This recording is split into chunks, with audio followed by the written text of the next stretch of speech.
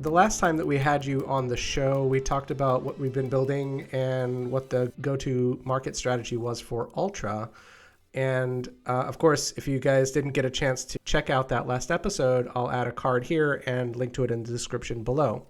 Ultra Arena is the name of the product, and we're pretty close to putting it out to the public. So, Lucas, how have things progressed since we last chatted in the summer? A lot. As you said, we're about to finally release the product in closed beta. Hopefully, sometime beginning next year, we'll start doing real end-to-end tests in prod and using mainnet by the end of this year. Yeah, we're finally ready to put it out to the world. That's really exciting because I know that, we've been building it for a long time, been really quiet about it. And I think that we're looking to kind of create a big splash. But before we make a big splash, maybe you want to tell everybody, what is Ultra Arena? Like, what have we been building? So, Ultra Arena is the, let's say, in our point of view, the future of esport. It's a platform that will allow organizers to organize tournaments, use NFTs or UOS as rewards for those tournaments. And what differentiates it from the other platforms out there is really this NFT ecosystem and this UOS ecosystem that unlocks a lot of revenue stream for the organizers, the players, the streamers, the overall esport community, right? There's a huge, let's say, issue in the current esport ecosystem at the moment. It's very pro player focused with a few big players that are keeping their budget for the big games, right? So in the end, it means that you have the Premier League of esports and you have nothing for the amateur to semi-pro players. And our point of view and our main goal with Ultra Arena is to allow the growth of amateur to semi-pro to pro players using NFTs as revenue generating tools and the value of NFTs and trading of NFTs for those players to start building their own teams, monetizing their own gaming experience, and making sure they can become the pro player that potentially they'd like to be at some point. I think that there's another facet there that isn't something that we talk about a lot, which is that generally when you talk about tournaments, there's a limited number of games that people are interested in playing at like a professional level, right? But that doesn't mean that playing tournaments for other games isn't interesting for a subset of users. There's lots and lots of games out there which are a lot of fun, and if you just want to like casually drop into a tournament, maybe win some UOS, maybe win an NFT, play with people all over the world, I think that that's a really interesting version of esports, which frankly doesn't exist on the market today. Exactly, exactly. That's totally true. In the end, once again, we are building an ecosystem that will allow casual to enjoy playing, having fun, and being rewarded for, let's say, cool and valuable items. But in the end, as well, what we want to unlock is the possibility to move to the next step. And potentially, once you start playing casually, you are excited about it, you're having fun with your friends, and you would like to start getting better. And the idea is that our whole environment will allow this to be built. But in the end, and that's always what you want to do, right? Like gaming is for having fun, and the Ultra Arena platform will be here to allow organizers at the beginning, specific ones, in the long term, potentially a normal ultra user to organize tournaments, set NFTs as rewards, and play with their friends. Yeah, and I'm gonna go ahead and overlay some of the screens that we've been working on because from like a just a user experience perspective, I think it's really well done. It's really clean. It's really easy to use. And I think we should like stop and talk for a second about like who the end users are actually going to be, because like you have the people that'll be playing in the tournaments, but to my mind, they're not actually the primary users of Ultra Arena. Who do you think they are? That's a very good question. And just while you show the UX of Ultra Arena, let me give a huge shout out to Theo Le Goff, our UX designer that we've been working with from the beginning, from the conception to the realization of Arena. Without him, nothing that you see here would have been done. So thanks a lot, Theo. You've done an amazing work on this. Really, genuinely good job. Yeah, it's impressive. Regarding the end user of the platform is, in the end, what we're aiming for is to allow game developers or organizers such as team or let's say team managers or the overall esport ecosystem to leverage our platform to build their own tournaments and in the future their own leagues. Here I'm just teasing the future of the platform, but in the end, the arena ecosystem will be here to allow the players to have access to cool tournaments and have fun, but also to simplify the tournament organization to the to the creators and to the organizers. So in at some point we are and we really consider their needs as part of the requirements for the platform. When we're talking about like Ultra as an ecosystem, I think that there's like a bunch of facets to that ecosystem. There's like the kind of like community facing stuff that they experience. You know, like they have access to unique marketplace, to Ultra Games, now to Ultra Arena, and some other stuff that we have in the works, and that's how they experience it, right? But you also have how the publishers and the developers they experience Ultra, which is, you know, through our developer tools, you know, the GDC, or whether it's through our SDK, or now also through Ultra Arena. And I think an interesting facet of Ultra Arena is that it's actually an amazing marketing tool, because if you're like really like if you're thinking about it from a developer's perspective, you have this new game, right? You drop it on Ultra, and you want people to play.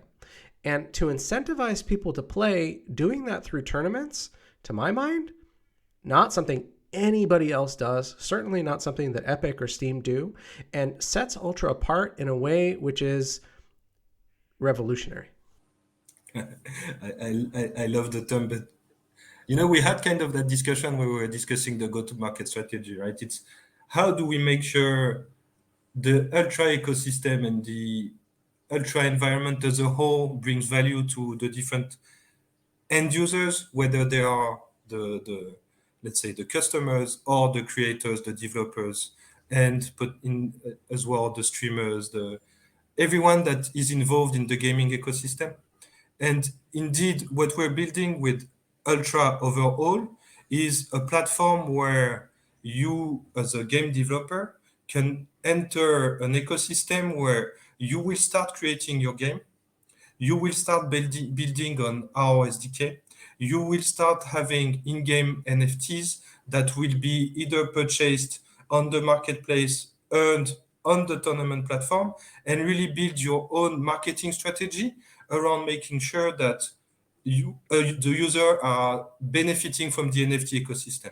You know, we're always, let's say, fighting this assumption that NFTs are cash grabs and everything, but as Ultra and for Ultra, NFTs are amazing marketing tools and Right. are amazing ownership management tools where as a creator, you know who owns what, and you can act upon it, whether it is in-game, off-chain via your application, or in tournaments by making sure you're building a tournament um, a set of tournament that you could build your marketing story around.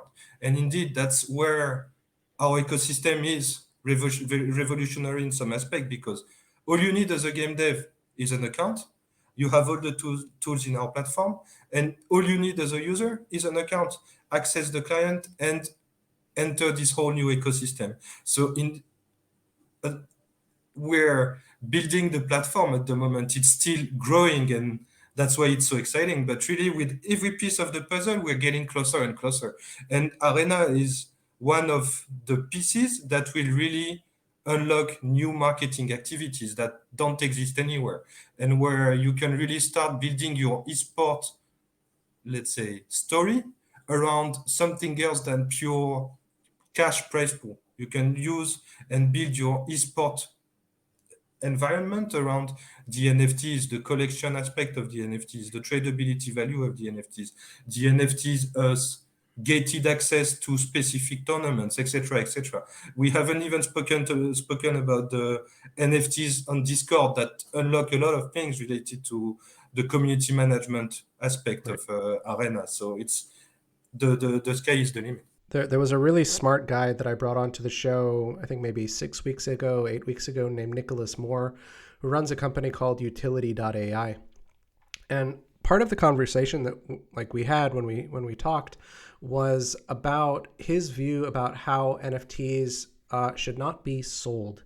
That the core concept is actually around building utility through loyalty for the people that use your software. So if you're a game developer, you should be giving away your NFTs for free or through your game as something that people earn.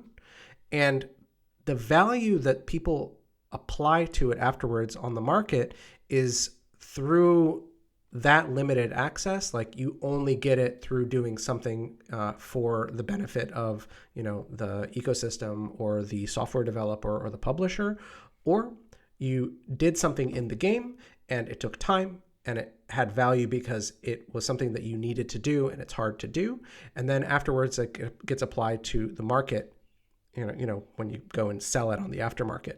And I really latched onto that because when we think about accounts, for example, game accounts, somebody's been playing World of Warcraft for 5 years, then it's something that has real value. And I think that when we talk about NFTs for marketing purposes, we have to shift our mindset away from things that you have to buy to things as marketers that we have to give away. And when we're talking about Ultra Arena, like we'll loop back to that, like that's exactly what we're talking about. We're saying, like, you participated in something that was valuable for us. You had a good time. Here's something that's valuable for you that you can go and use however you like, whether you want to use it in game or whether you want to use it to have, extra access to a community like you were talking about, or whether you want to sell it on the market afterwards. Like it becomes a choice that you're giving to the user. And like when we talk about like NFTs for gamers, I think like that's the mindset that we have to move towards, because of course, if you say, give me your money first before I give you value, then that's something that people are going to move away from. But if you say, I'm going to give you this for free, here's the value, and then that value is reciprocated, mirrored back onto you, then that is something that I think gamers will understand. I really like that concept. It's in the end, it's as you say, the value is in the added value of the NFT, right? It's Mm-hmm. less than the pricing value and the price point, which, to be honest, is always difficult to apprehend. What's the value for a community tool or for an additional, let's say, activity tool? And I do like the idea that at some point the markets decide its value by itself, right? And that's Right. why we have the second-hand marketplace. And then the user, the community, and the market on its own decide, okay, this is the price that I'm willing to pay for this. And then that's how it is. Yeah, it's a very, very relevant concept. And indeed with Arena, that's kind of what we're doing. And really, that's why NFTs. It's always a complex idea because you can do so many things with it, and we're still building the real utility behind it. But by making a set of NFTs that belong to a collection that unlock a specific value that is to be defined by the publisher, whether it is a physical event, a physical product, or even an in-game value, this is extremely valuable for the end user and for the end user that are willing to get access to that. So in the end, Arena is just a new tool to build your marketing around and to unlock new valuable stuff for the users based on the marketing story that is being pushed by the creators. And that's where here at Ultra we are always supporting our partners in doing such things. And that's why Arena will be now part of our end-to-end concept when we do anything that is NFT related. So, last question for today. We have kind of a subset of functionality that we've built out for Ultra Arena, and 2023 is right around the corner. And I'm curious what kind of feature sets you'd like to see added to Ultra Arena in the future. So many, it will depend with who we talk, but I guess it's always around how these features leverage the value of our ecosystem. That's the core of what we're building at Ultra, right? If you take that into account, we have so many things that's coming that can unlock value for Arena. We have the game tokenization, right? So Right. imagine having a tokenized games that could be a reward on Arena. That's totally feasible, and now we're almost there. And then purely around additional features that we will still developing, it will always be around making sure that we have the most relevant tournament types to ensure the players can have fun outside of this pure end vision, which is the one I just described, but making sure the player can play the tournaments, making sure we are adding the games that are relevant for the end users, making sure potentially in the long term that end users can create their own tournaments. But as you know, in product management, it's all about what will bring the most value and what is of the main interest for our community and our partners. And that's why by going close beta in sometime next year, we will get the feedback that we are looking forward to start taking the right decision in the next steps. I have to admit that the idea of being able to play a tournament and then win a tokenized game license as a prize is very, very appealing. And imagine a tokenized build, which is an exclusive map or all these type of things, because that's where we're aiming. Or DLC or anything else that can be tokenized, really. Yeah, yeah, exciting times once again. Lucas, as always, really appreciate your insight, your expertise. Thanks for coming on the show. Thanks for having me. You have a good day. Cheers.